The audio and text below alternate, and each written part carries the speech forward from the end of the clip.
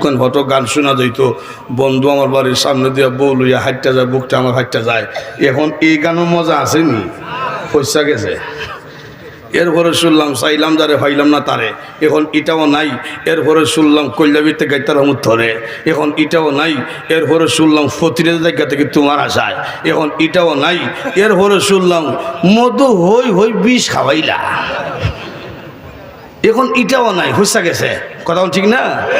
বছর 2 বছর আগে একটা গান আইছিল, যেদিকে যাই এদিকে শুনি খাসা বাদাম, এখন এটাও নাই, হুসা গেছে।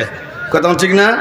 রাসূল বলেন জান্নাতের হুরহুরিরা যখন গান গাওয়া শুরু করবে, হাজার হাজার বছর চলতেই থাকবে। সুবহানাল্লাহ জুড়ে কর। জান্নাতের গান, এটা আমার কথা না, রাসূল নিজে বলছেন, মিশকাত শরীফ হাদিসে উল্লেখ করেছে। রাসূল বলেন নাহনুল খালিদাতু ফালা নাবিদু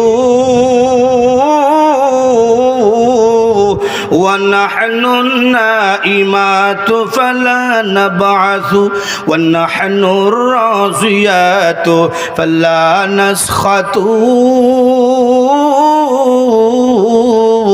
طوبى لمن كان لنا وكنا له سبحان الله।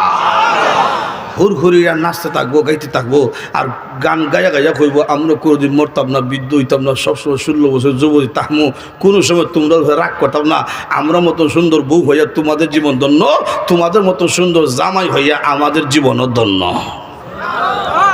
আপনারা বলতে পারেন হুরহুরির সুন্দর, এটা বুঝলাম, আমরা কেমনে সুন্দর? জান্নাতে গেলে এই খালা হেটমুডা থাকতাম না। সুবহানাল্লাহ জুড়ে। প্রত্যেক পুরুষকে মহান আল্লাহ ইউসুফ পয়গম্বরের মতন সুন্দর চেহারা দান করবে, আর বডিটা শরীর 60 হাত অথবা 120 হাত লম্বা। সুবহানাল্লাহ জুড়ে। বুকের যে সিনাটা এটা 7.5 হাত, এত বড় কেন হুজুর? এই বেড়াটা বাড়ি হয়েছে 10টা পৃথিবীর সবার, এই 3.5 দিলে চলবো। 2 নম্বর হইল জান্নাতে কিচ্ছু ছোট নাই। জান্নাতের একটা বড়ই থাকবো 12 মন ওজনের বড়ই। এই 3.5 হাতওয়ালা বেড়া যদি বড়ই গাছ নিচে চক্কর দেয়, একটা বড়ই হলে বর্ত হইয়া দিবে। আর 120 হাত লম্বা বেড়ার উপরে কয়েকটা বললো কিচ্ছু তো না। কথা কোন ঠিক কিনা? তো লক্ষ্য করে দেখেন জান্নাতে সব আছে, আরাম আয়াসের শেষ নাই। খসির গোস্ত, হরিণের গোস্ত, উটের গোস্ত, এটা দুনিয়ার খসি না। 1 পিস মুখে দিছেন 70 গুণ মজা, আর 1 পিস মুখে দিবেন, এখন দেখা যায় প্রথম পিসের তুলনায় দ্বিতীয় পিসটা 70 গুণ বেশি মজা। সব আছে। এখন যদি কোনো জান্নাতে গেলে সিগারেট খাইমনি, এটা না খাইলে তো ঘুমাইতো না আমার, এটা কইতে পারতাম না, কারণ কোন ফসা জিনিসের কথা জান্নাতে ঢুকলে স্মরণ হইতো না। সুবহানাল্লাহ জুড়ে কর। ভাই আমার লক্ষ্য করে দেখুন, যে কথা বলতেছিলাম, 1 নম্বর হলো আল্লাহর পাওনা আদায় করবা, শিরিক করবা না, ইমানের উপর ইস্তেকামতের সাথে অটল থাকবা। মানুষের পাওনা আল্লাহর কাছে হইল অনন্তকালের জন্য জান্নাত দেওয়া হবে ইমানদারদেরকে। এটা হলো আয়াতের প্রথম অংশ। দ্বিতীয় অংশের মধ্যে চলে যাই, আল্লাহ রাব্বুল আলামিন বলেন ওয়া বিল ওয়ালিদাইনি ইহসানা। দ্বিতীয় অংশে আল্লাহ রাব্বুল আলামিন বলেন দুনিয়ার মানুষেরা রে, ও সন্তানরা, তোমাদের কাছে তোমাদের মা বাবার পাওনা হইল, ও সন্তানরা তোমাদের মা বাবার সাথে সুন্দর ব্যবহার করবা। সুবহানাল্লাহ জুড়ে বলো। কথাটা বড় গুরুত্বপূর্ণ। প্রথম অংশে আনলেন মানুষের কাছে আল্লাহর কি পাওনা, এরপরই মা বাবার পাওনার কথা কেন আনলেন? তাফসীরকারগণ উল্লেখ করেছেন, প্রথম আনছেন আল্লাহর কথা এই জন্যে মানুষদেরকে আল্লাহ রাব্বুল আলামিন যত নিয়ামত দিয়েছেন, দেওয়ার মধ্যে কোনো সার্থকতা নাই। ফ্রি দিছি, তোমাদেরকে নিয়ামত দিলে তোমরা আমারে বিল দিও। বৌমুর দিয়া গান বানাইছে, মা মরলে মা পাওয়া যায়, বাপ মরলে বাপ পাওয়া যায়, বউ মরলে বউ পাওয়া যায় না।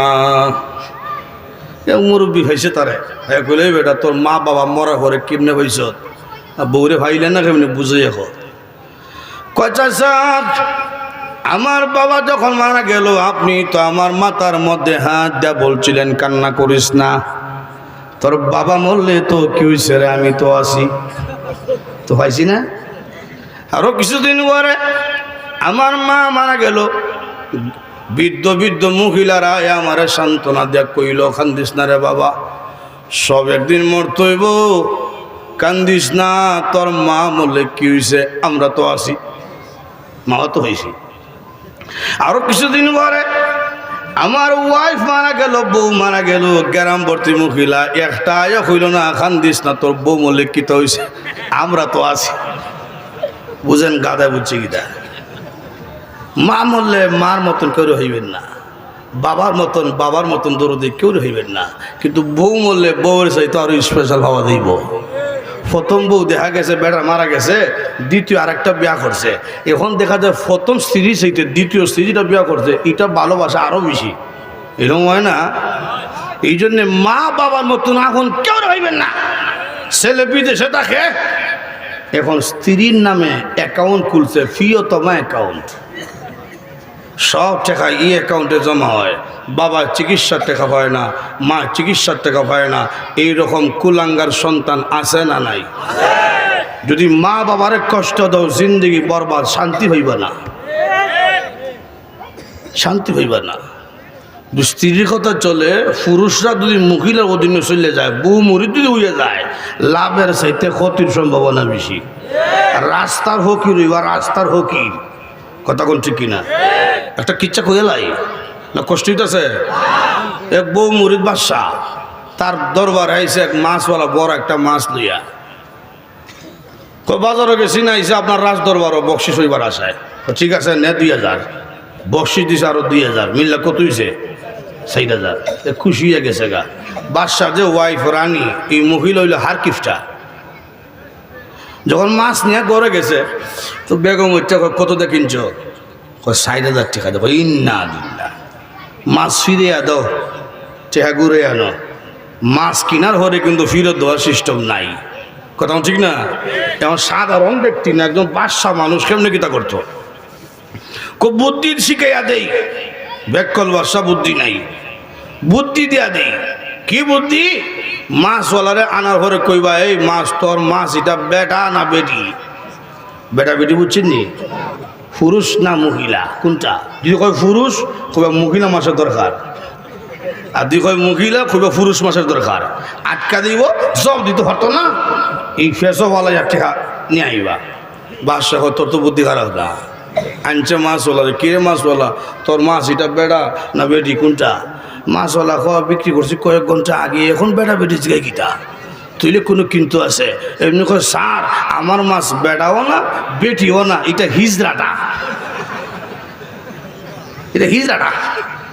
বাদশা তোর বুদ্ধি আছে রে, দর আরো 2000 টাকা তুই পুরস্কার নে। মিল্লা কত হইছে? খুশি ইয়া দিতেছে। আগে তো গামছার মধ্যে বান্ধা পয়সা লইয়া দিতেছে, 1 পয়সা পড়ে গেছে মাটিতে, এখন মাটিতে কেউ উঠেইয়া ফগড়ও রাখছে। বাদশার দেওয়া আইন ছিল, বাদশার দেওয়া কোনো টেকা মাটির মধ্যে পড়লে এটা উঠেইবা না, এটা উঠারও নিষেধ, কিন্তু উঠিয়া ফগড়ও রাখছে, আইন লঙ্ঘন করছে। লঙ্ঘন করছে আইন, এই সংবাদটাও গেছে রানীর খানে। রানী তুমি তার এত টেকা দিছো, এরপরও তোমার আইন লঙ্ঘন কেন করছে? এই লঙ্ঘন করার অপরাধে সব টেকা ফিরিয়ে আনো। বাদশা কত যুক্তি খারাপ না, আনছে মাছওয়ালারে, কিরে মাছওয়ালা এত টেকা দিলাম, 1 পয়সা পড়ছে, এটা উঠেই আমার আইন লঙ্ঘন কেন করলে? হ্যাঁ, মাছওয়ালা কয়, স্যার উঠাইতাম না, 100 হলেও উঠাইতাম না, আপনি এত টাকা দিয়েছেন, কিন্তু স্যার এই টাকার মধ্যে তো আপনার ছবি দেওয়া, ছবিওয়ালা টাকা যদি রাস্তার মধ্যে ঘুরে থাকে, মানুষরা আসা যাওয়া করবে, তাদের জুতার নিচে আপনার ছবি করে, এটা তো আপনার জন্য অপমান। এই জন্য টাকাটা উঠাইয়া আমি আইন লঙ্ঘন করছি না, বরং আপনার প্রতি সম্মান প্রদর্শন করছি। বাদশা কয়, দর আরো 2000 টাকা তুই নিয়ে। আর বাজারও যাওয়ার সময় এলান দিয়া যাইবে, কোনো পুরুষ যেন তার বউয়ের কথা চলে না, চললে আমার মতন যাইব। লক্ষ্য করে দেখেন, লক্ষ্য করে দেখেন। 1 নম্বর হইল মানুষের কাছে আল্লাহর কি পাওনা, শিরিক করা যাবে না। 2 নম্বর হইল মানুষের পাওনা আল্লাহর কাছে অনন্তকালের জান্নাত। সুবহানাল্লাহ জুড়ে কোন। এখন 3 নম্বর হইল সন্তানের কাছে মা বাবার পাওনা। মা বাবাকে কষ্ট দেওয়া যাবে?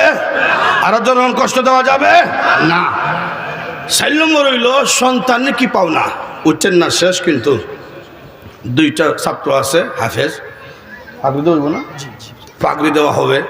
এটা একটা বরকতময় মুহূর্ত, রহমত বর্ষণ হবে, কেউ রহমত থেকে বঞ্চিত হইয়েন না। ওয়াজ শেষ, লক্ষ্য করে দেখেন। 4 নম্বর কি? 4 নম্বর হইল মা বাবার কাছে সন্তানের কি পাওনা জানার দরকার আছে নি? সন্তানের 1 নম্বর ভাবনা হইল মা বাবার কাছে সন্তান ভূমিষ্ঠ হওয়ার সঙ্গে সঙ্গে এক কানে আজান দাও, আর এক কানে আকামত। 2 নম্বর ভাবনা হইল সুন্দর একটা নাম রাখবা, নবী রাসূলের নামের সাথে নাম মিলাইয়া, অথবা আল্লাহ সিফতি নামের সাথে নাম মিলাইয়া, অথবা সাহাবাই কেরামের সাথে নামের সাথে নাম মিলাইয়া, অথবা এমন একটা নাম রাখেন যেই নাম শুনলে বোঝা যায় মুসলমানের সন্তান। 3 নম্বর হক হইল যদি মেয়ে হয় নিম্ন 13 বছর, যদি ছেলে হয় নিম্ন 17 বছর পর্যন্ত এই ছেলে এই মেয়েকে এলমে ওহির জ্ঞান দেওয়া, কোরআন শিক্ষায় শিক্ষিত করা, এটি হইল সমস্ত সন্তানের হক মা বাবার কাছে। আপনার ছেলেকে বলতে পারে হুজুর আমি ডাক্তার বানাবো, বানান, সমস্যা নাই। ইঞ্জিনিয়ার বানাতে চায় বানান, ব্যারিস্টার বানাতে মন চায় বানান, কিন্তু মুসলমানের সন্তানের সর্বপ্রথম যে শিক্ষা, এই শিক্ষার নাম হলো কোরআন শিক্ষা। আপনি কোরআন শিক্ষা শিক্ষিত করে ডাক্তার বানান, ব্যারিস্টার বানান, ইঞ্জিনিয়ার বানান, কোনো সমস্যা নাই। এখন মূল কথায় যাই আমরা। মাহফিল প্রায় শেষ পর্যায়ে।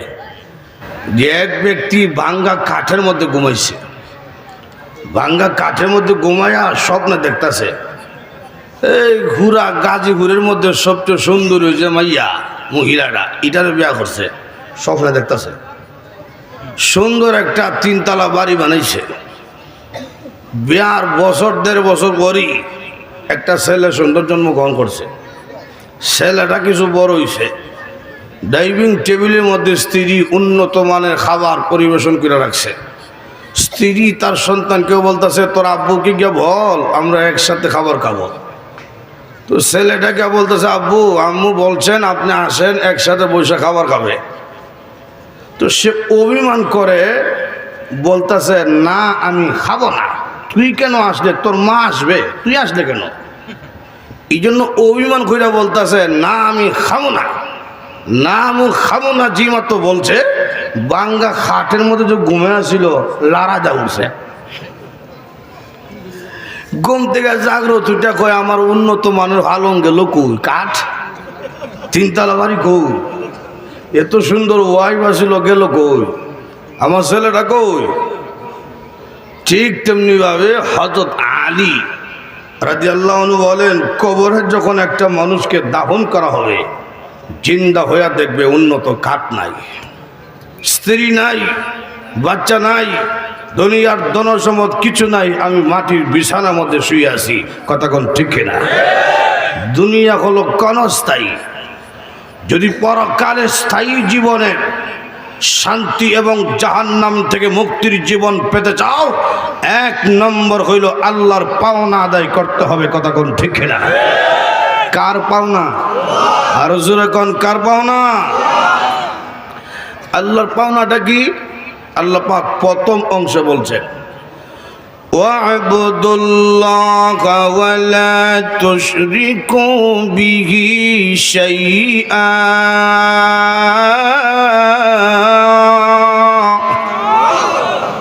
1 নম্বর পাওনা হইল মানুষের কাছে আল্লাহর এক আল্লাহ মনে করে গোলামি করতে হবে।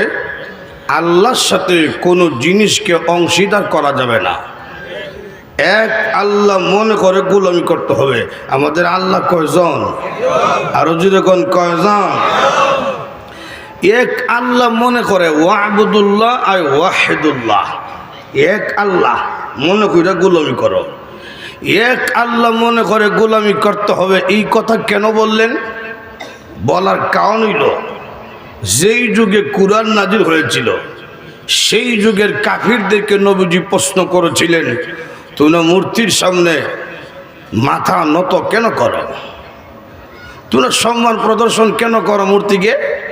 ওরা জবাব দেয় আল্লাহ যে একজন আছে এটা আমরা বুঝি, কিন্তু বিশাল পৃথিবী একা আল্লাহ কিভাবে কন্ট্রোল করবে? একা তো পারবে না। এই জন্য এই মূর্তিরাকে আমরা সম্মান এই জন্য করি, এই মূর্তিরা আল্লাহকে সহযোগিতা করে। মূর্তির কোনো ক্ষমতা আছে? জোরে কম। মূর্তি জিতা না মরা, জিন্দা না মুর্দা? এটা মর্ত গীতা জীবন, তাহলে মর্ত জীবন উদ্রি নাই। কথা কোন ঠিক কিনা? আল্লাহ কুরআনে বলছেন আমওয়াতুন গায়রু আহইয়া,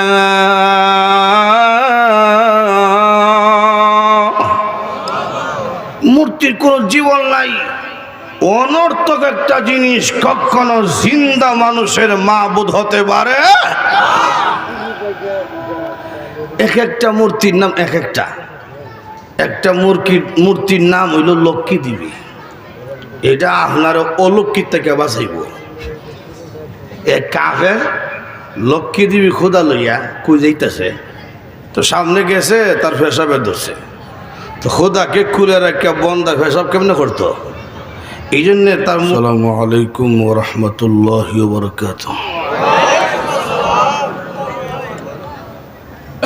আলহামদুলিল্লাহ আলহামদুলিল্লাহি ওয়া কাফা ওয়া সালামুন আলা ইবাদিহিল্লাযীনা ইসতাফা।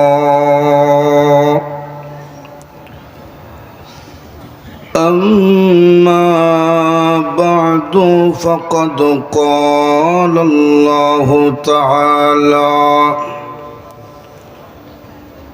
في كلامه المجيد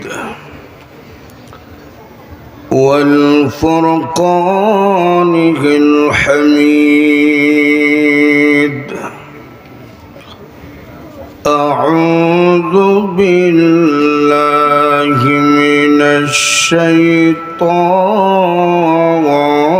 الرجيم. بسم الله الرحمن الرحيم.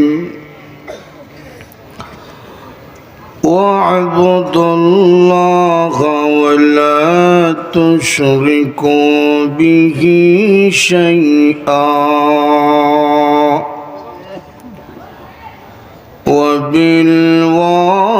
وبالوالدين إحسانا.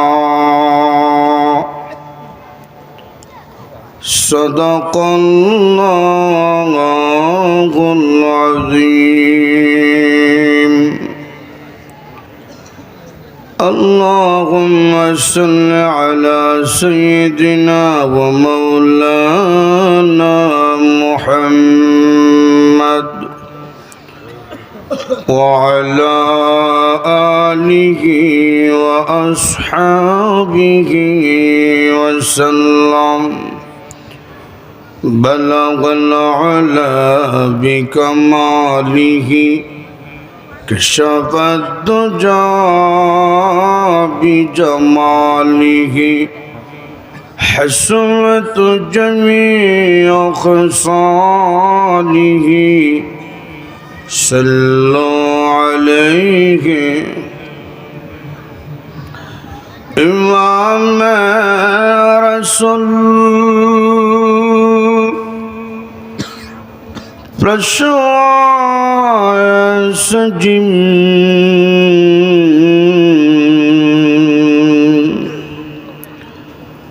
अमीन खुदा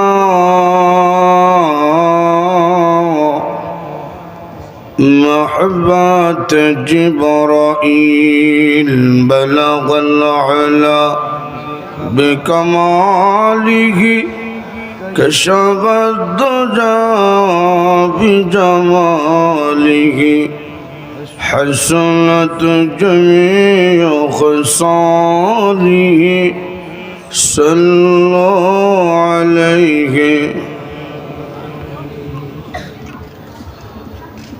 তালহা রাদিয়াল্লাহু আনহু ইসলামিয়া হাফিজিয়া মাদ্রাসা কর্তৃক আয়োজিত আজকের তৃতীয় বার্ষিক ওয়াজ মাহফিলের মুহতারাম সভাপতি জাতির সৌন্দর্য শ্রেষ্ঠ নাগরিক উলামায়ে কেরাম,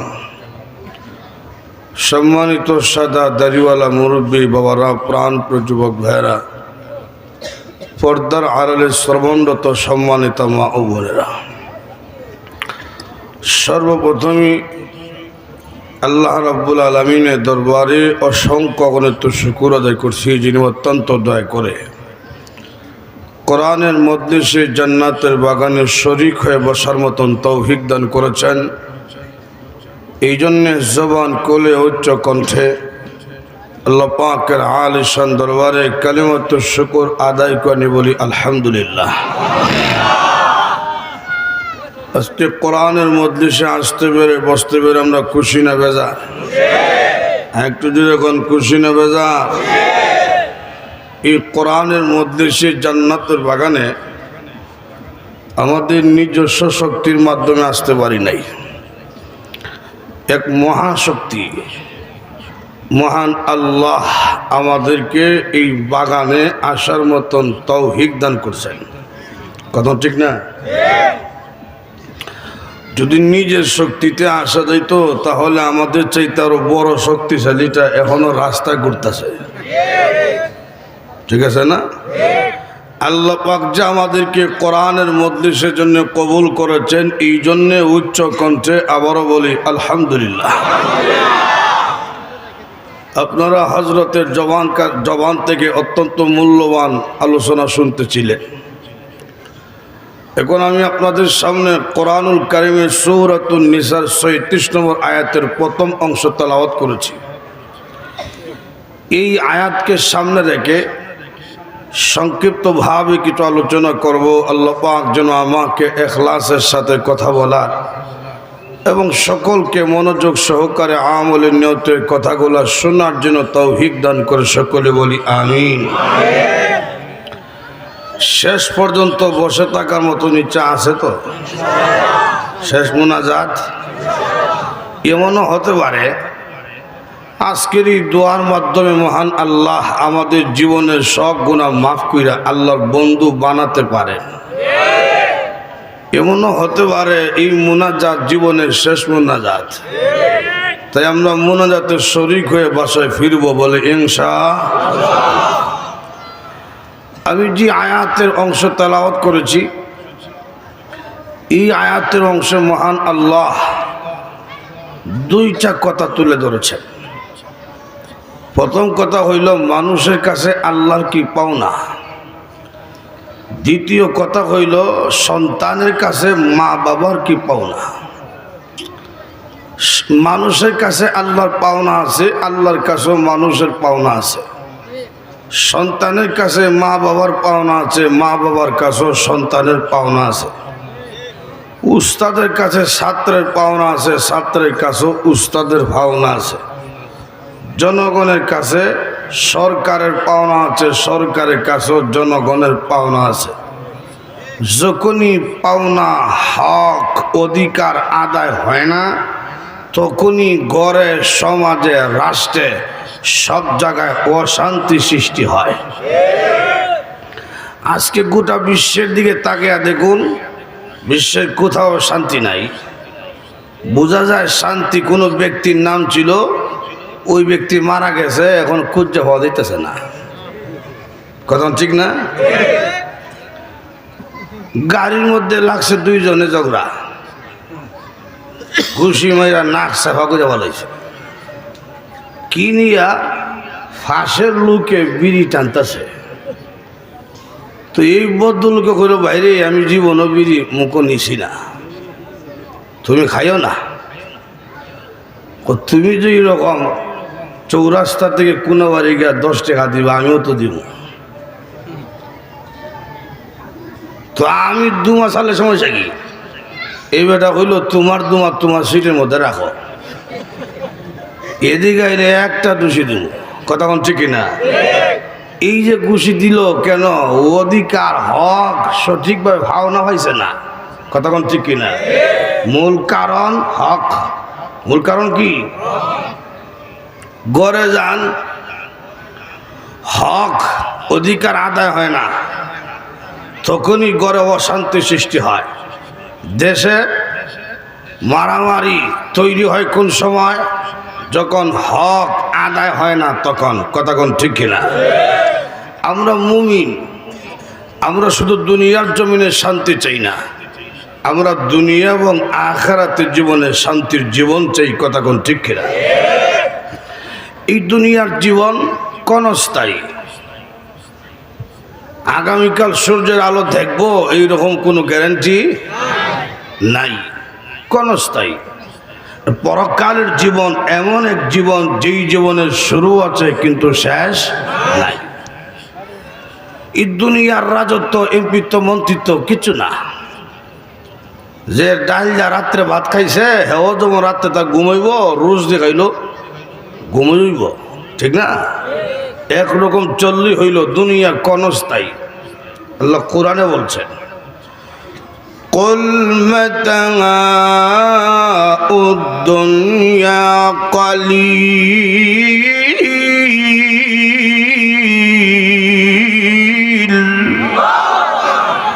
ওগো নবী, আপনি বলুন দুনিয়ার রাজত্ব, এমপিত্ব, মন্ত্রিত্ব, আরাম আয়েশ যা আছে সব হইল কালিল, সামান্য। কি পরিমাণ সামান্য? সকালে বেটা মন্ত্রী ছিল, বিকালে দেখা যায় বুরকা হইয়া বাগতাছে। কথা ঠিক না? এটাই সামান্য। আপনারা মনে করতে পারেন হুজুর দুনিয়া কিচ্ছু না, মানে এই যে বউ বাচ্চা যা দেখতেছেন, বাড়ি গাড়ি সব হইল দুঃখা। হযরত আলী রাদিয়াল্লাহু আনহু বলেন, দুনিয়াবাসী ঘুমাইয়া আছে, কবরে গেলে জাগ্রত হবে। সুবহানাল্লাহ জোরে বল।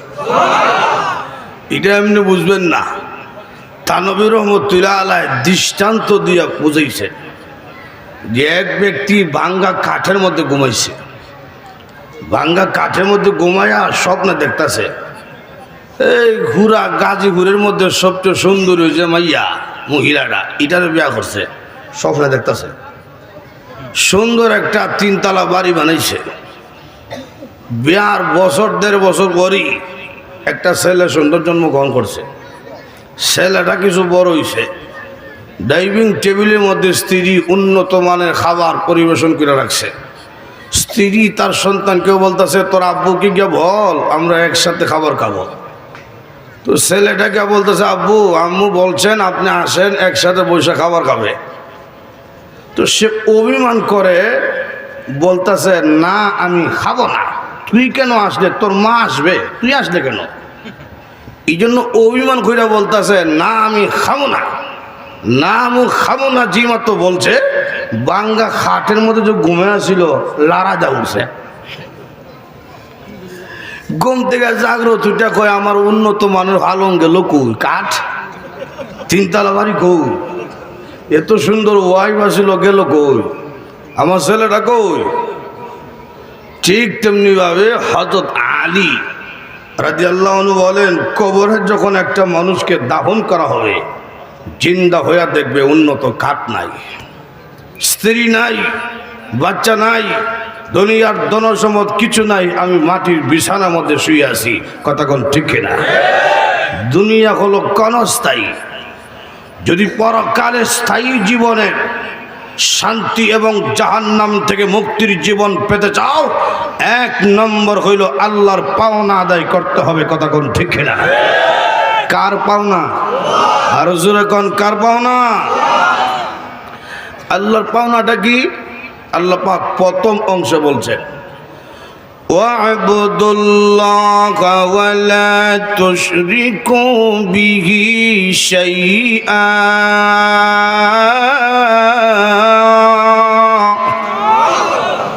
1 নম্বর পাওনা হইল মানুষের কাছে আল্লাহর এক আল্লাহ মনে করে গোলামি করতে হবে। আল্লাহর সাথে কোনো জিনিসকে অংশীদার করা যাবে না। এক আল্লাহ মনে করে গোলামি করতে হবে। আমাদের আল্লাহ কয়জন? আরো যদি কোন কয়জন? এক আল্লাহ মনে করে, ওয়া'বুদুল্লাহ আয় ওয়াহিদুল্লাহ, এক আল্লাহ মনে করে গোলামি করো। এক আল্লাহ মনে করে গোলামি করতে হবে। এই কথা কেন বললেন? বলার কারণ হইল যেই যুগে কুরআন নাজিল হয়েছিল সেই যুগের কাফিরদেরকে নবীজি প্রশ্ন করেছিলেন, তোমরা মূর্তির সামনে মাথা নত কেন করো, তোমরা সম্মান প্রদর্শন কেন করো মূর্তিকে? ওরা জবাব দেয়, আল্লাহ যে একজন আছে এটা আমরা বুঝি, কিন্তু বিশাল পৃথিবী, একা আল্লাহ কিভাবে কন্ট্রোল করবে? একা তো পারবে না। এই জন্য এই মূর্তিরাকে আমরা সম্মান এই জন্য করি, এই মূর্তিরা আল্লাহকে সহযোগিতা করে। মূর্তির কোনো ক্ষমতা আছে? আর জোরে কম, মূর্তি জিতা না মরা, জিন্দা না মুর্দা? এটা মর্ত গীতা জীবন, তাহলে মর্ত জীবন উদ্রি নাই, কথা কোন ঠিক কিনা? আল্লাহ কুরআনে বলছেন, আমওয়াতুন গায়রু আহইয়া,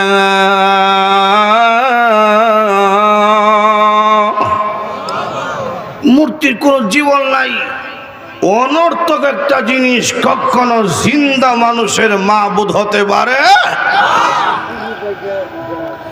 এক একটা মূর্তির নাম এক একটা।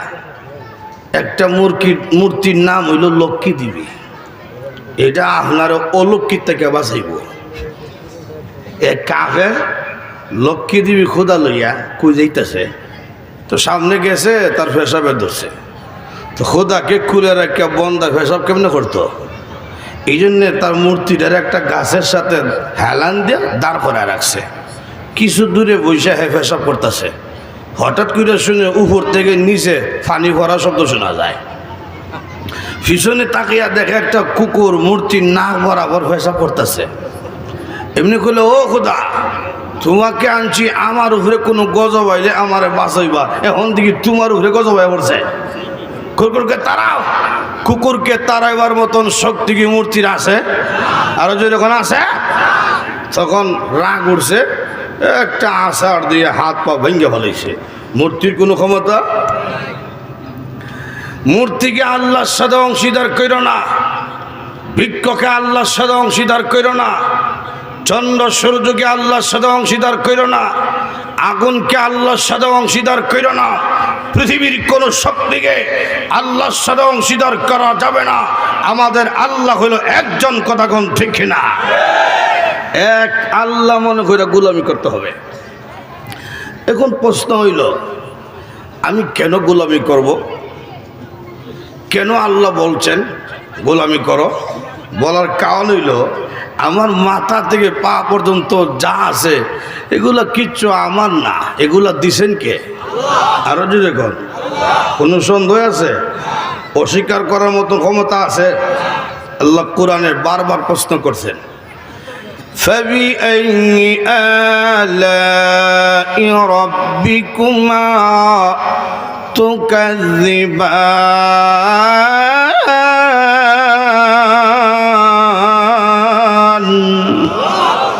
এই মানব এবং জিন জাতি, কোন জিনিসকে, কোন নিয়ামতকে তোমরা অস্বীকার করতে পারবে? একটা নিয়ামতকে অস্বীকার করার মতন ক্ষমতা পৃথিবীর কারো নাই। মাথা থেকে পা পর্যন্ত যা আছে সব আমি আল্লাহ দিছি। অনেক এমপি মন্ত্রী জনগণকে দেয় রডের বদলা বাঁশ, কথা ঠিক না?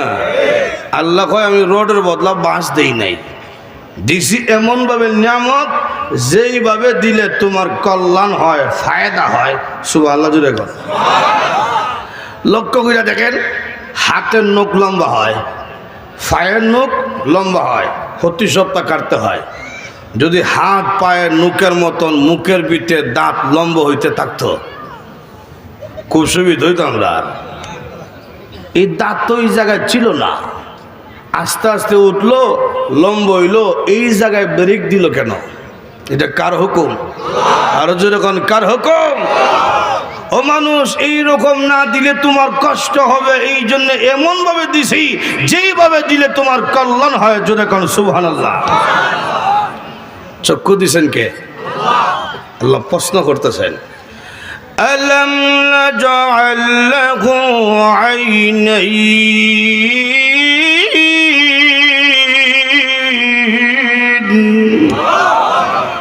এই, আমি কি তোমাদের দুইটা চক্ষু দেই নাই? দিছেন এমন ভাবে দুইটা চৌকের হেফাজতের ব্যবস্থা আল্লাহ করছেন। দেখেন লক্ষ্য কইরা, চৌকের উপরে চামড়ার দরজা লাগাই দিছে, বন্ধ করা যায় খোলা যায়। সুবহানাল্লাহ জোরে বলুন। এই চামড়ার দরজা দিলেন কেন? এটা তো না দিলে ভালো ছিল, দেখতে দেখা যায় চোখটা বড় থাকতো, উপর নিচ যা আছে সব একসাথে দেখতে পারতাম। এটা দিলেন কেন? এটা দেওয়ার কারণ হলো, ও দুনিয়াবাসী, তুমি যখন রাস্তায় বেরোইবে গাজীপুরের চৌরাস্তা ধুলাবালুর অভাব নাই। কথা কোন ঠিক কিনা? রাস্তায় যখন বের হবে ধুলাবালু তোমার চোখের মধ্যে পড়বে, তখন তোমার কষ্ট হবে, যন্ত্রণা হবে। এই জন্য এমনভাবে দরজা লাগিয়ে দিলাম, ধুলাবালু দেখতে দেরি, দরজা অটোমেটিক বন্ধ হতে দেরি হয় না। আমি ঠান্ডা বন্ধ করতে হয় না, অটোমেটিক হয়। এটা কে দিছেন?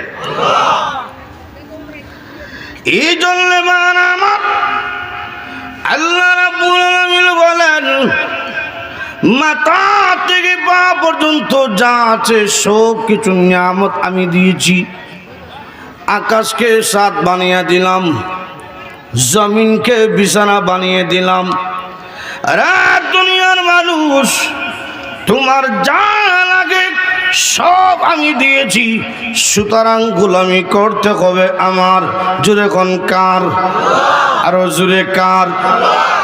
আমি আল্লাহর গোলামি করো, আমার সাথে কোনো জিনিসকে অংশীদার করা যাবে না, শিরক করা যাবে না, ঈমান মজবুত থাকতে হবে। যদি শিরক না করো আমাদের কি লাভ, কি ফায়দা? আল্লাহর নবী রাহমাতুল লিল আলামিন একদিন সাহাবায়ে কেরামকে নিয়ে কোথাও যাইতেছেন। সামনে যাওয়ার পরে নবীজি লক্ষ্য করে দেখলেন একজন মহিলা তার দুধের বাচ্চাকে কোলে নিয়ে আগুনের চুলার মধ্যে কি যেন রান্না করে। চুলার আগুন দাও দাও করে যখন উপরে ওঠে, সন্তানকে মা পিছনে নিয়ে যায়, আবার যখন আগুন নিচে যায় সন্তানকে আবার সামনে আনে। এই দৃশ্য দেখে নবীজি ডাকদা বললেন, সাহাবীরা রে, তাকিয়া দেখো একটা মা তার সন্তানের প্রতি কি পরিমাণ দরদ, কি পরিমাণ ভালোবাসা, আদর, স্নেহ, মমতা। সাধারণ দুনিয়ার গরম সন্তানের শরীরের মধ্যে লেগে যাবে, এই জন্যে আগুন উপরে উঠলে মা সন্তানকে পিছনে নিয়ে যায়। ও আমার সাহাবীরা, একটা মা তার সন্তানকে যে পরিমাণ ভালোবাসে, আল্লাহ রাব্বুল আলামিন তার বান্দা বান্দিকে মার চাইতে আরো কোটি কোটি গুণ বেশি ভালোবাসে। মহিলা কথাটা শুনেছি, মহিলা নবীজি দরবারে গেল, গিয়া আল্লাহর নবী রাহমাতুল লিল আলামিনকে প্রশ্ন করলো, আল্লাহর নবী গো, আপনি যে বললেন মার চাইতে আল্লাহর দয়া মায়া কোটি কোটি গুণ বেশি, আমি জানতে চাই দুনিয়ার জমিনে এমন কোন মা কি আছে গো, যে মা হইয়া তার সন্তানকে আগুনের চুলার মধ্যে জ্বালাতে পারে? নবীজি বললেন, না গো, মা কোনোদিন পারে না গো তার সন্তানকে নিজের হাতে আগুনের চুলায় জ্বালাইতে। ও নবী, মা যদি পারে না তার সন্তানকে আগুনে জ্বালাইতে, আল্লাহ রাব্বুল আলামিন এত দয়ালু হইয়া, রহমানুর রহিম হইয়া তার বান্দা বান্দিকে জাহান্নামের চুলায় কেমনে জ্বালাবে? এই প্রশ্নের জবাব আপনি দিন। নবীজি আকাশের দিকে তাকাইয়া চোখের পানি ছেড়ে ছেড়ে কান্দেন, ও খোদা, এর জবাব তো আমার কাছে নাই, এই জবাব তুমি দিতে হয়। মা পারে না সন্তানকে আগুনে জ্বালাইতে, যেহেতু সন্তানের প্রতি মার দয়া মায়া বেশি। তুমি যদি মার চাইতে কোটি কোটি গুণ বেশি দয়ালু হও, তুমি কেমনে জ্বালাইবে? তোমার বান্দা বান্দির কেমনে জ্বালাইবা? এই জবাব তুমি দাও। এমনি আল্লাহ বলেন, জিবরাইল, এই আমার নবীর কাছে তুমি দূর দিয়ে যাও, গিয়া বলো প্রশ্ন যত কঠিন উত্তর এত কঠিন নয়। আমার নবীর কাছে গিয়ে বলো, মহিলা যে প্রশ্ন করেছে জবাবটা দিয়ে দাও। ও জিবরাইল আমার নবীকে বলো, জি বান্দা বান্দি আমি আল্লাহর পাওনা আদায় করবে, শিরিক করবে না, এমন গোলাম বান্দা বান্দিরে আমি আল্লাহ কোনোদিন জাহান্নামের চুলায় দিতাম না। যারা বলবে লা ইলাহা ইল্লাল্লাহ মুহাম্মাদুর রাসূলুল্লাহ, জাহান্নামও দিতাম না। সুবহানাল্লাহ জুড়ে বল। যারা ঈমান আনবো তারা তো আমার বান্দা, আমার বান্দারে কোন জাহান্নামও দিব। শিরিক করা যাবে না। আমরা সমাজে কিছু আছে দুর্বল ইমানদার আছে না, এ কিন্তু ইমানদার লা ইলাহা ইল্লাল্লাহ মুহাম্মাদুর রাসূলুল্লাহ কালেমা ভরছে কিন্তু নামাজ নাই, আসেনি এরকম। সারা সপ্তাহ মসজিদে ঢুকে না, খালি জুম্মা, এরকম নাই। এক ইমাম সাহেব তো বিপদ পড়ছিল, বেনমাজি ওয়াজ কইরা এলাকায় ওয়াজ হইতাছে, তো বেড়া পাইছে মাইকল লাগাল দিছে, মাথা গরম বয়ান। এই বেনমাজিরা উন্নত মসজিদ বানিয়ে কি হবে, নামাজের সময় নামাজে না আসো, সব বেনমাজিরা জাহান্নামে। যখন সব টিরে দরায় দিছে জাহান্নামের টিকেট, একটা দাঁড়াইছে, দাঁড়ায় ইমাম সাহেব আপনি আপনার গ্রামে 10 বছর ধরে ভাত খাইতেছেন, আপনার মহল্লার, আমাদের মহল্লার ভাত খাইয়া আপনি আমাদেরকে জাহান্নামে দেবেন? ইমাম সাহেব বাপরে বাপ যেমন দাঁড়াইছে সাহারি খাই দিব। তো ইমাম সাহেব কৌশল করছে, কৌশল কইরা কইল, এই বেটা তোমার তো দেখছি মাঝে মধ্যে জুমা করো। জি হুজুর আমি এত খারাপ না, আমি মাঝে মধ্যে জুমা করি। তো আমি কইছি বেনমাজি তুমি দেখা যায় জুমার নামাজি বসো তুমি না। তার মাথা ঠান্ডা হয়েছে, হে বলছে। আর একটা পিছন থেকে দাঁড়া, আমি জুম্মার নামাজ পড়ি না, কিন্তু জাহান্নামে কেন কইবেন? ইমাম সাহেব কয়, বেটা তুই কি তা ঈদের নামাজও পড়স না? ও জি হুজুর বছর 2টা লাগাল হয়, এটা না করি কেমনে? আমি ঈদের নামাজ পড়ি। তো আমি কইছি বেনমাজি তুই দেখা যায় ঈদের নামাজি বহ তুই না। তার মাথা ঠান্ডা হয়েছে, হে বইছে। আর একটা দ্বারা আমি জুম্মার নামাজও পড়ি না, ঈদের নামাজও পড়ি না, কিন্তু জাহান্নামে কেন কইবেন? ইমাম সাহেব কয়, বেটা তোর বাপ যে গত বছর মারা গেছিল তার জানাজা পড়ছিলি নি? ও জি হুজুর বাবা জানাজা পড়ছি। তাহলে দেখা যায় তুই জানাজার নামাজি। আমি কইছি বেনমাজি তুই দেখা যায় জানাজার নামাজি বহ তুই না। এই হলো আমরা আমলের অবস্থা, কথা বল ঠিক কিনা? এটি হলো দুর্বল ইমানদার। এটা কি ইমানদার? দুর্বল।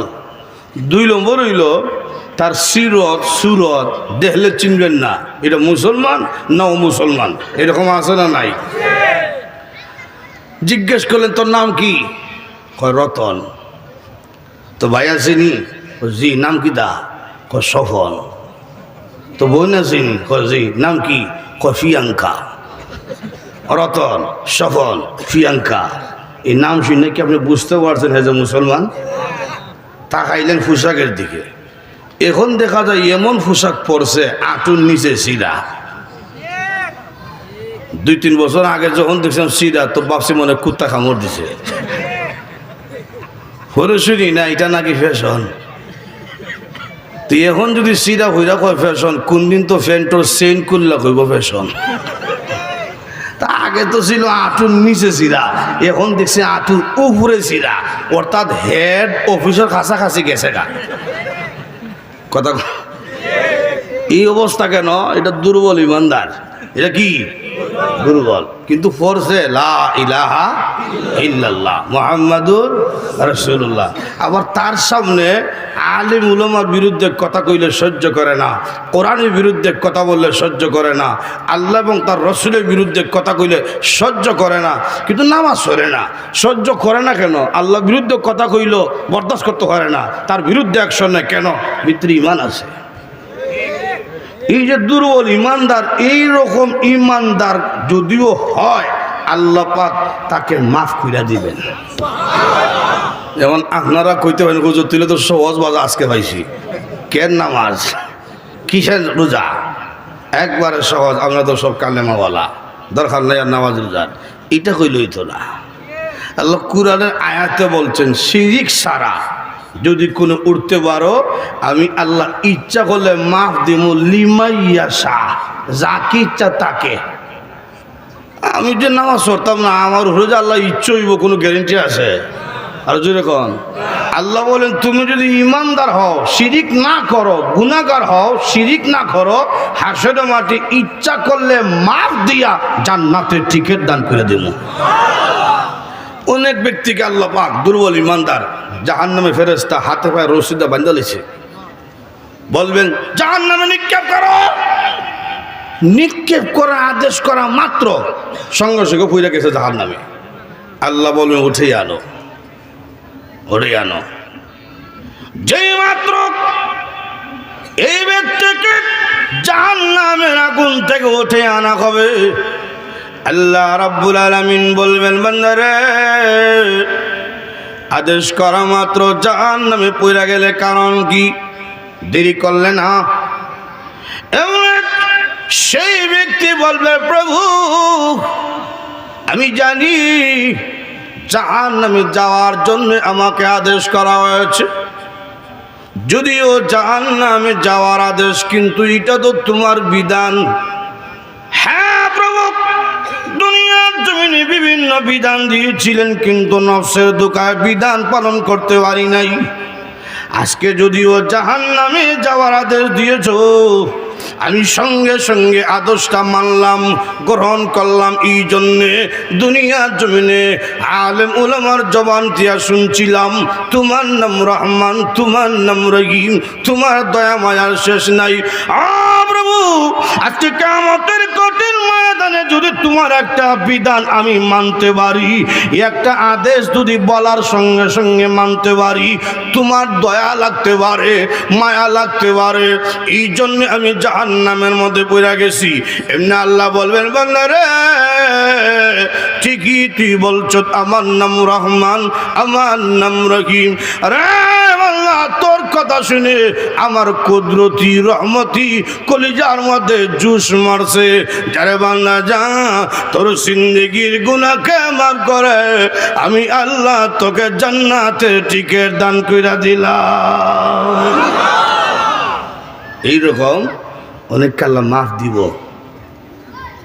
আল্লাহ আর ব্যক্তিকে ফেরেশতা ধরছে, রশ্মিতে বাঁধছে। এটা আমরা দেশ রশ্মি না, আগুনের রশ্মি। আল্লাহ আকবার জোরে কর। ঠান্ডা ঠান্ডা নিতেছে, আর এই আসামিটা ফিরে খালি তাকায়, পিছনে খালি ফিরে তাকায়। আল্লাহ কয় ফেরেশতা আমার কাছে নিয়ে আয়। এই তোরে ফেরেশতা সামনে টানে, পিছনে তাকাস কেন? কয় আল্লাহ আমি তো আসামি, আমার পুরা চেহারার মধ্যে পেরেশানির ভাব, দুঃখের চাপ। এই চাপ যদি পেরেশানির চেহারা আমার মা দেখে,